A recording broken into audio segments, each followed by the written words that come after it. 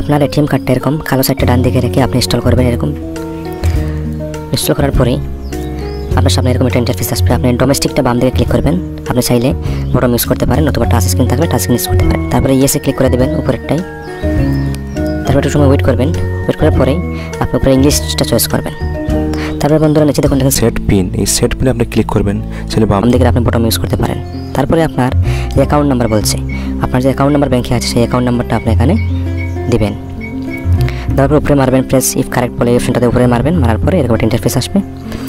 তারপরে আপনার মোবাইলে বন্ধুরা এরকম একটা ওটিপি আসবে 4 অঙ্কের। এই ওটিপিটা পাওয়ার পরে আপনি উপরে যে কনফার্ম অপশনটা আছে সেটাতে আপনি ক্লিক করবেন। ক্লিক করে আপনি যে ওটিপিটা পেয়েছেন সেই ওটিপিটা এখানে দিয়ে দেবেন। 4টা থাকবে, ঠিক আছে? 4 অঙ্কের একটা ওটিপি থাকবে, সেই ওটিপিটা আপনি দিয়ে উপরে কনফার্ম করে দেবেন, ঠিক আছে? তারপর দেখতে পাচ্ছেন এখানে বলছে এন্টার ইওর নিউ পিন। আপনি আপনার পছন্দ মতো 4টা পিন আপনি দিয়ে দেবেন, ঠিক আছে? নিচের বটনগুলো ইউজ করে আপনি আপনার মতো করে 4টা পিন আপনি বানিয়ে দেবেন, যে কোনো 4 অঙ্কের, ঠিক আছে? এগুলো বানানোর পর বন্ধুরা দেখতে পাচ্ছেন আবার বলছে রি এন্টার। আপনি যে পিনটা বানিয়েছেন সেটা আপনি আবার এখানে দিতে লাগবে, ঠিক আছে? মানে দুবার দিতে লাগবে। দেওয়ার পর অটোমেটিক সিস্টেমে কাজ করে নেবে। ব্যাস দেখতে পাচ্ছেন হয়ে গেছে। এরকম আপনি আপনার নতুন এটিএম কার্ডের পিন জেনারেট করতে পারেন।